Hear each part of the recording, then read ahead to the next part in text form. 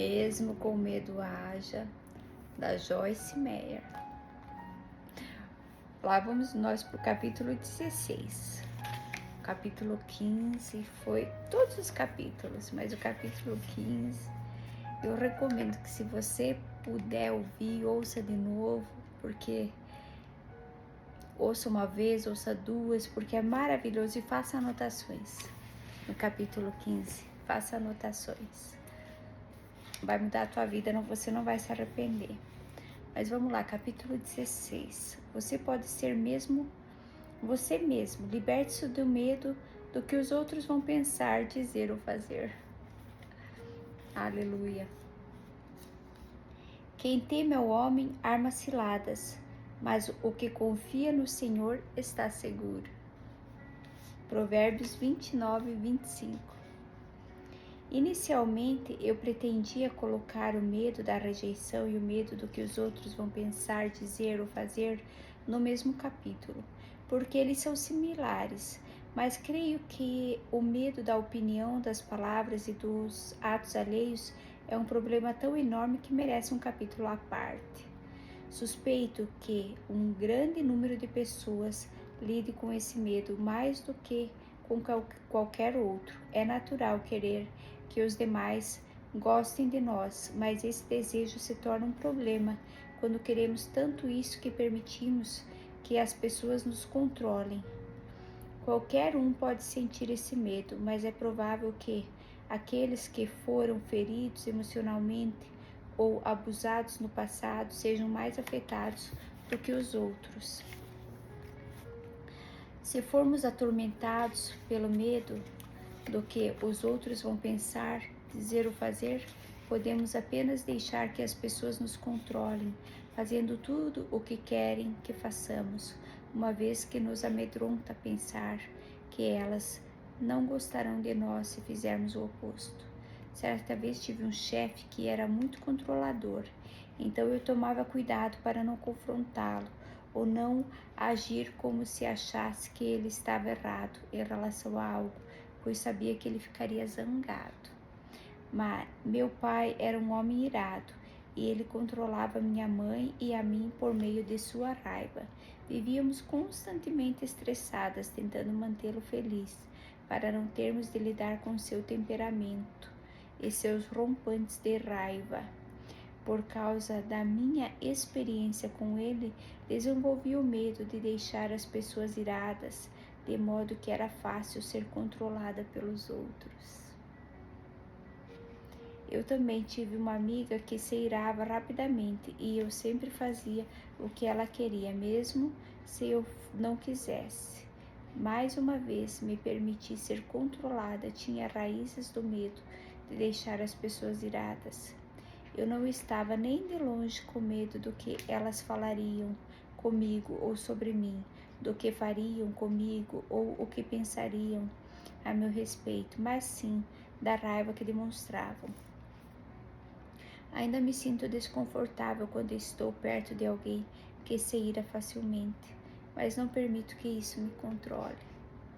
Podemos deixar que as pessoas nos controlem porque elas têm alguma coisa do nosso interesse e que perderemos ao confrontarmos.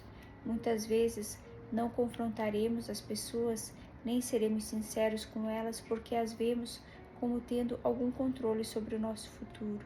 Por exemplo, uma pessoa pode permitir que um chefe a maltrate ou a faça trabalhar em excesso porque tem medo de perder o emprego.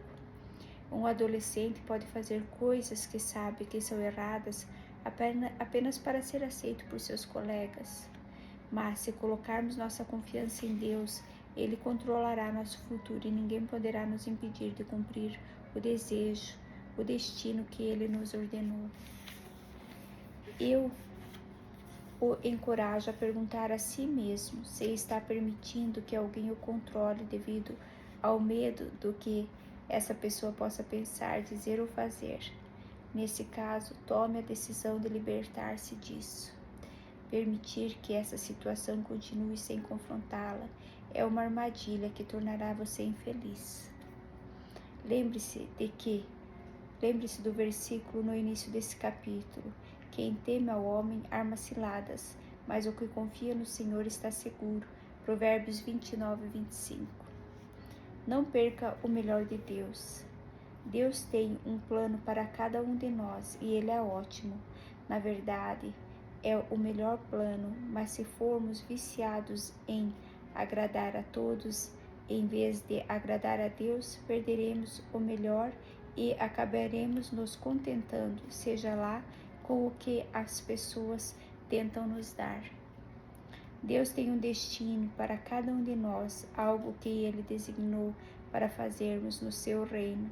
Para cumprir esse destino, porém, nosso desejo de ser popular e de que gostem de nós precisa se submeter ao desejo de cumprir o plano de Deus para a nossa vida. Todos nós queremos que gostem de nós, ansiamos ser amados, admirados, aceitos e aplaudidos, mas precisamos tomar cuidado para não querer tanto essas coisas que elas nos levem a desobedecer a Deus. Paulo era um dos maiores apóstolos. Ele escreveu aproximadamente 2/3 do Novo Testamento e disse que se tivesse tentado ser popular junto às pessoas, não teria se tornado um apóstolo. Ver Gálatas 1:10. Ele teria perdido toda a alegria de servir a Deus. Eu me aventuraria a dizer que possivelmente milhões de pessoas têm perdido seu destino devido ao medo dos pensamentos, palavras e atos alheios. Descobri que toda vez que Deus estava prestes a me promover para um novo nível ministerial, o diabo vinha contra mim com a reprovação das pessoas que eu não queria perder. Na minha vida, sofri muito nessa área, até que finalmente percebi que Satanás era aquele que instigava esses ataques no esforço de me manter fora da vontade de Deus. Quando comecei a ministrar estudos bíblicos em minha casa, pessoas da minha família e amigos que achavam que as mulheres não deviam ensinar a Bíblia, me condenaram ao ostracismo. Deus havia tocado a minha vida de uma forma profunda e à medida que eu estava em um relacionamento mais íntimo com Ele, comecei a querer sua vontade mais do que qualquer coisa.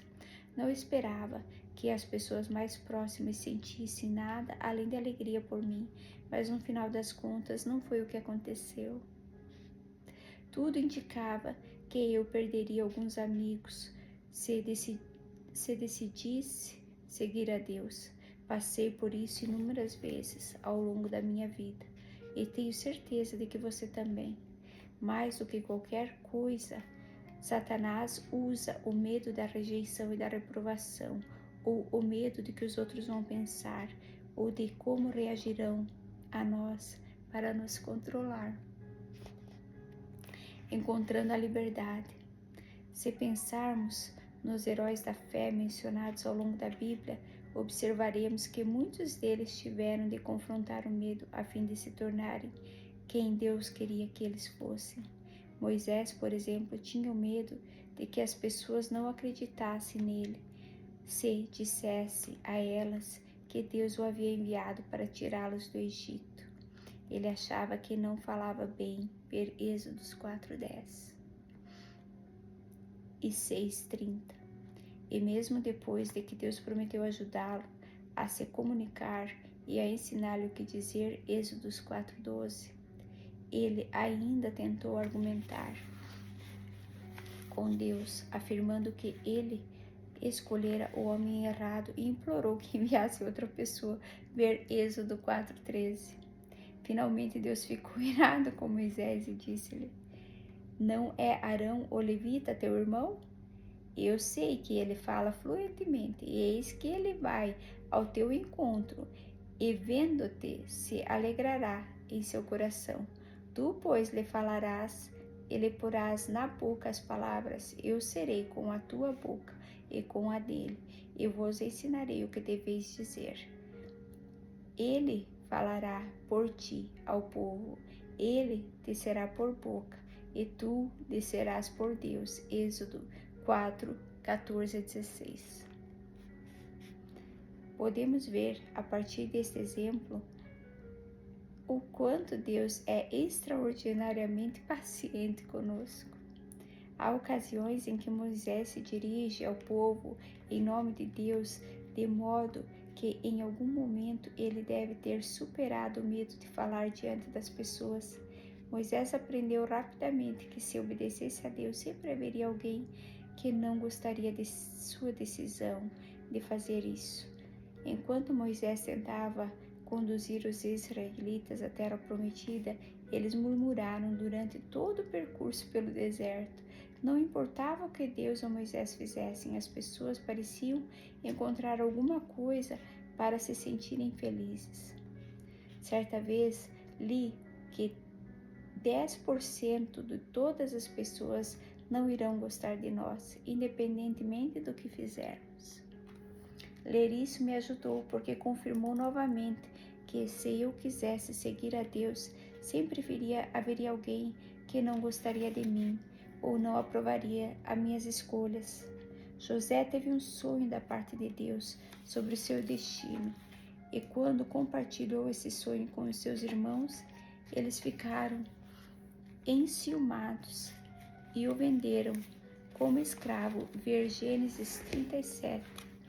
Como mencionei em um capítulo anterior, Deus ungiu Davi para ser rei, mas Saul, que era rei na época, tinha ciúmes de Davi e o odiava. Ele também passou muitos anos tentando matar Davi. Moisés, José e Davi seguiram em frente para cumprirem seu destino, embora tivessem de confrontar o medo das outras pessoas. Esses homens foram grandes heróis da fé, mas tiveram de enfrentar seus medos e vencê-los.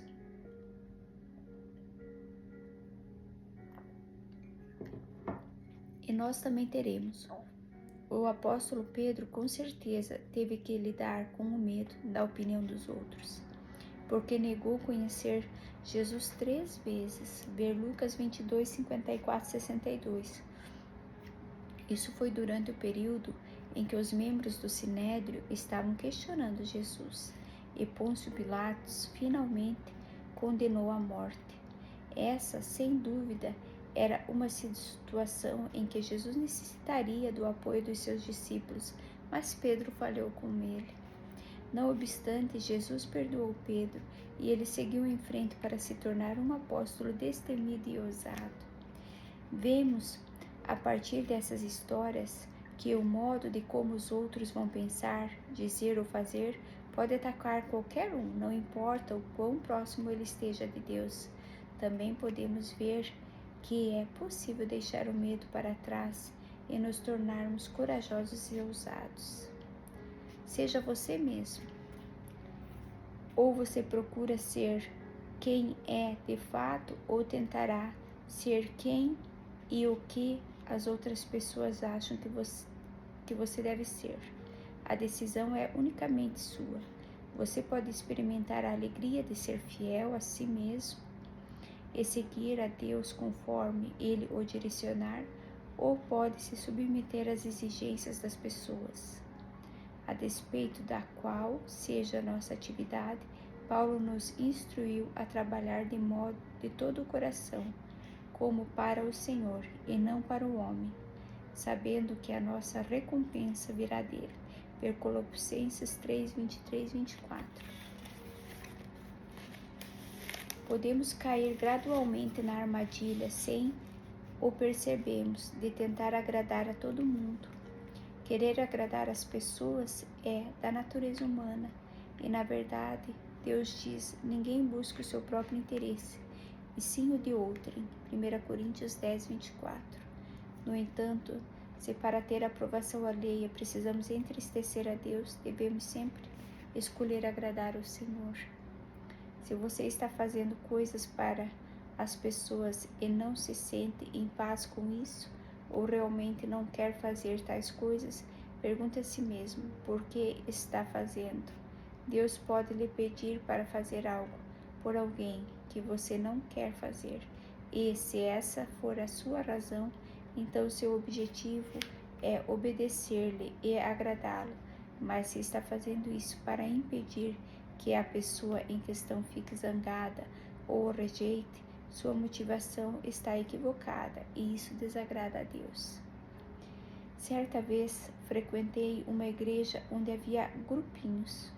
Os que eram considerados enturmados com as pessoas certas eram convidados para as festas certas, eram recomendados para serem membros da diretoria da igreja, eram admirados e sabiam tudo o que estava acontecendo.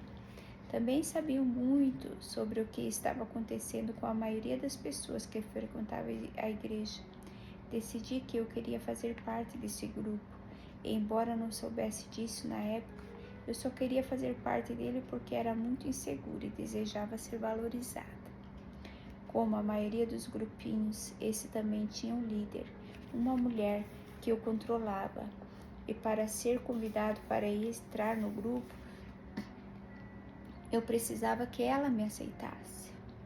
Comecei a fazer elogios à líder, a maioria dos quais não eram sinceros, e me ofereci para ajudá-la a qualquer momento. Não demorou muito e fui aceita. Isso fez com que eu me sentisse muito bem, mas eu sabia que aquela situação não agradava a Deus. Na verdade, quando Deus me chamou para ensinar sua palavra, ela foi uma das primeiras pessoas que me julgaram, me rejeitaram e falaram mal de mim. Eu tinha a aprovação dessa líder enquanto fazia tudo o que ela queria, mas na primeira vez que fiz algo com o qual ela não concordava, a líder voltou-se contra mim. Na tentativa de agradá-la, não fui fiel a mim mesma. Cada pessoa com quem lidamos tem expectativas em relação a nós,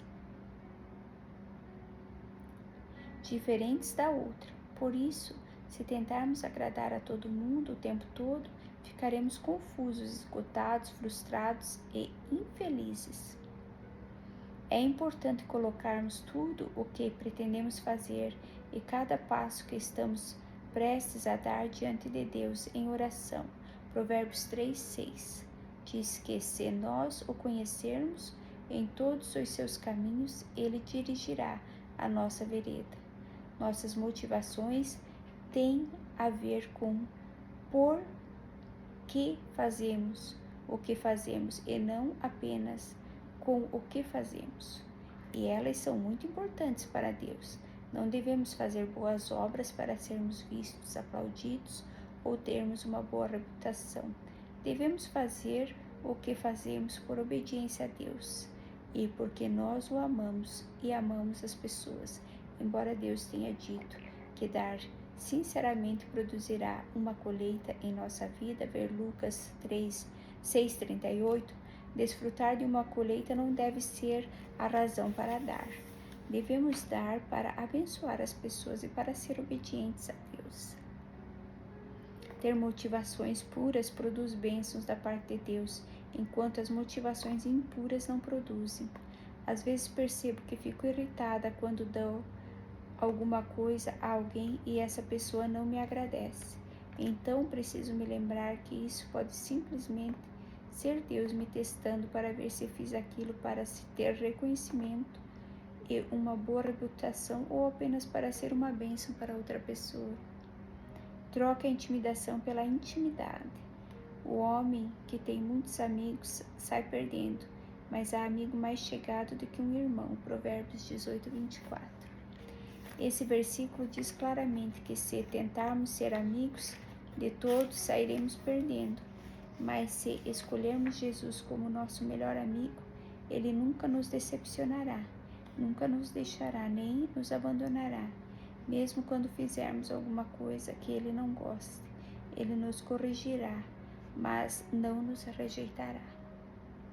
No início deste capítulo, há uma citação de Leonard Ravenhill e quero chamar a atenção para ela novamente. O homem que é íntimo de Deus nunca será intimidado pelos homens. Por quê?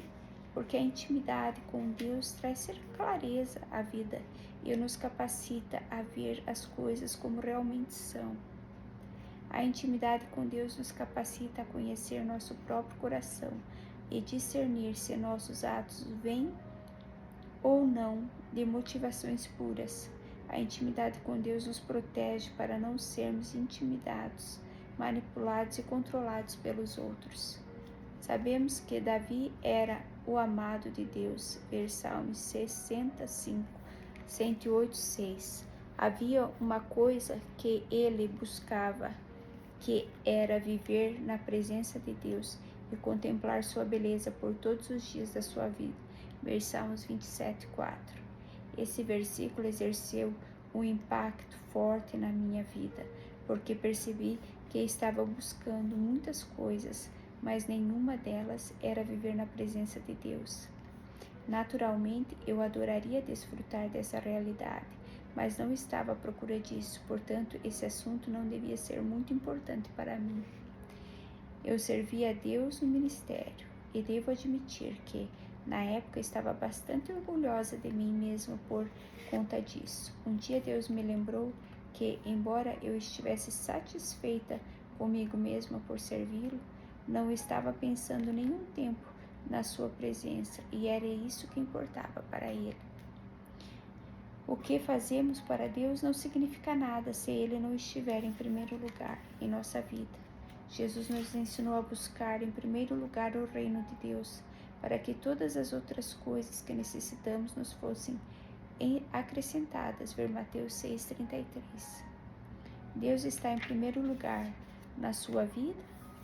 Ele é mais importante para você do que conseguir coisas que você lhe pede? Se tivesse que desistir de tudo para ter Deus na sua vida, você faria isso? Eu faria isso? Suponho que não sabemos, a não ser que nos deparemos com essa escolha, mas espero e oro para que eu esteja próxima de Jesus o bastante a ponto de fazer a escolha certa, sabendo que sem Ele eu estaria miseravelmente perdida. Quanto mais tempo servirmos a Deus, mais aprendemos e crescemos espiritualmente. Se parte de você está lendo lhe parece assustador ou representa um padrão que você pensa que nunca estaria à altura de atingir, então o diabo está mentindo para você. Todos os dias que se apega a Jesus, você aprende mais alguma coisa e se torna cada vez mais dependente da presença dele em sua vida. Não posso sequer imaginar como consegui durante todos aqueles anos simplesmente ir à igreja sem nunca pensar em Deus entre um culto e outro, a não ser para fazer uma pequena oração antes das refeições e antes de me deitar à noite. Não é de admirar que minha vida estivesse desmoronando, embora eu fosse uma cristã que frequentasse a igreja. Certa vez ouvi: devemos nos retirar e passar tempo com Deus antes de literalmente desmoronemos. Passar tempo com Deus significa simplesmente falar com Ele, agradecer pela bondade dele em sua vida, orar sobre as coisas que dizem respeito a você, fazer algumas perguntas enquanto estuda sua palavra e compartilhar suas preocupações e tudo mais que você queria fazer. Talvez você ache difícil fazer essas coisas por estar se relacionando com alguém que não pode ver, mas Deus o vê e ama ser convidado para tudo o que você faz. Você pode não ver Deus com os olhos, mas pode vê-lo operando em sua vida e na vida dos que o cercam. Toda vez que isso acontece, seu coração abre ainda mais para Ele. Apenas ir à igreja semana após semana, ou mesmo diversas vezes por semana, pode se tornar algo mundano, algo feito apenas por hábito. Mas ser frequentador assíduo da igreja e acrescentar a isso a intimidade com Deus em sua vida diária torna o relacionamento com Ele empolgante e muitas vezes misterioso. Se concordarmos em seguir a Deus diariamente, temos de estar prontos para sermos surpreendidos por Ele. Ele pode nos pedir para fazer algo que nunca teríamos pensado em fazer. Viver no Espírito e pelo Espírito é uma maneira nova e empolgante de viver. Se você está cansado de tentar dirigir a própria vida, de escolher os próprios amigos e de agradar as pessoas que o cercam de uma forma tóxica, deixe que este seja o momento de virada para você. Uma só palavra de Deus pode mudar sua vida.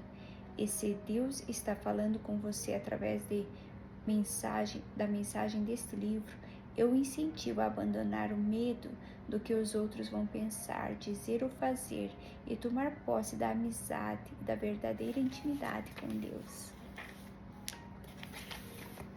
Os homens são mais influenciados pelo medo do que pela reverência. Aristóteles. Tremendo. Se alguém algum dia me dissesse que eu chegaria ao ponto de sentir medo de Deus, eu teria rido. Afinal, fui criada para amá-lo e para acreditar que ele era um pai aceitável e que queria o melhor para mim. Então chegou a hora em que aquela convicção foi desafiada ferozmente, como resultado de uma situação em que as pessoas diziam ser a vontade de Deus. Eu sofri uma perda dolorosa. Aquele sofrimento me fez perguntar se Deus estava me punindo por alguma atitude negativa ou por algum comportamento pecaminoso. E me fez também ter medo de que Ele poderia fazer em seguida, que me machucaria. Por algum tempo vivi intimidada, da mesma maneira que as pessoas temem alguém cheio de fúria ou que represente uma ameaça à segurança e bem-estar. Não me sentia mais segura. Com o tempo, por causa do seu amor irredutível, comecei a ver que a situação realmente era a vontade de Deus. Ele transformou a perda em grande restauração e fez uma obra profunda de cura, fortalecendo meu coração. Foi quando o medo que sentia pelo Senhor, como entendemos a palavra medo hoje, como todas as outras conotações negativas, tornou-se o tipo de temor que os escritores bíblicos compreendiam. Quando escreveram sobre o temor do Senhor, eles se referiam a uma honra, a uma reverência avassaladoras. Um termo contemporâneo que pode capturar o âmago da frase o temor do Senhor é assombro. Deus é assombroso, assombroso em sabedoria, em amor, em perdão e assombroso na maneira como nos cura, nos liberta e faz com que todas as coisas cooperem para o nosso bem. Ver Romanos 8, 28. Quando temos medo dele, ficamos impedidos de experimentar essas bênçãos. Se nos relacionamos com ele a partir de uma postura de medo, ficamos frustrados e confusos. Mas quando começamos a ver que ele realmente é, não conseguimos deixar de sentir o temor do Senhor, do qual a Bíblia fala, e dizer: Deus, tu és assombroso. Beth.